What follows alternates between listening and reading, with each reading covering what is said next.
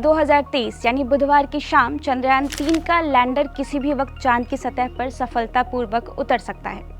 इसकी लैंडिंग का समय तो शाम के 6:04 पे है, लेकिन लैंडर के ऑटोमेटिक समय में थोड़ा बहुत बदलाव हो सकता है। इस लैंडिंग की प्रक्रिया को पूरा होने में 15 से 17 मिनट लगेंगे। लैंडिंग के पहले का कुछ मिनट सबसे महत्वपूर्ण है और इस पर ही पूरी दुनिया की निगाहें भी टिकी है। दरअसल अगर भारत इस मिशन में सफल होता है तो वो चांद के साउथ पोल पर उतरने वाला दुनिया का पहला देश बन जाएगा।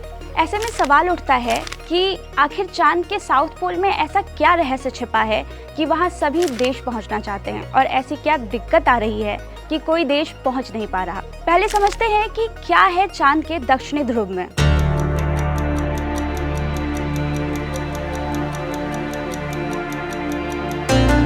चांद का दक्षिणी ध्रुव बिल्कुल पृथ्वी के दक्षिणी ध्रुव जैसा ही है। जिस तरह पृथ्वी का दक्षिणी ध्रुव अंटार्कटिका में है और सबसे ठंडा इलाका है, ठीक उसी तरह चांद का दक्षिणी ध्रुव भी सबसे ठंडा इलाका है। चांद के दक्षिणी ध्रुव का ज्यादातर हिस्सा अंधेरे में रहता है क्योंकि इस क्षेत्र तक सूरज की किरणें तिरछी पड़ती है।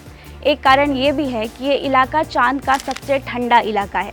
अमेरिकी स्पेस एजेंसी नासा की एक रिपोर्ट के अनुसार ऑर्बिटरों से जो परीक्षण किए गए हैं उसके आधार पर यह कहा जाता है कि चांद का दक्षिणी ध्रुव बर्फ से ढका हुआ है और बर्फ होने का मतलब है कि यहाँ दूसरे प्राकृतिक संसाधन भी हो सकते हैं। दरअसल नासा के एक मून मिशन ने साल 1998 में दक्षिणी ध्रुव पर हाइड्रोजन के होने का अंदाजा लगाया था।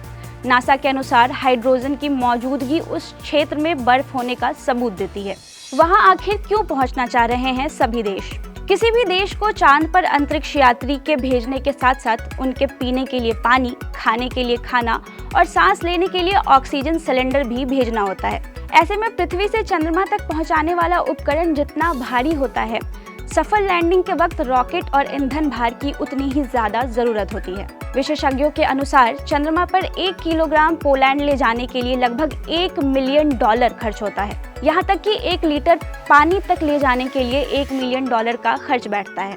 ऐसे में अगर चांद के दक्षिण पोल में वाकई बर्फ है तो उसे पिघलाकर पानी पिया जा सकता है। इसके अलावा क्योंकि पानी H2O से बना होता है तो ऑक्सीजन का भी बंदोबस्त हो सकता है और शोध करने पहुंचे वैज्ञानिक वहां ज्यादा दिनों तक टिककर शोध कर सकते हैं। इस क्षेत्र में आज तक क्यों नहीं पहुंच पाया कोई देश? चांद के दक्षिणी ध्रुव पर बड़े बड़े पहाड़ और कई गड्ढे यानी क्रेटर्स हैं।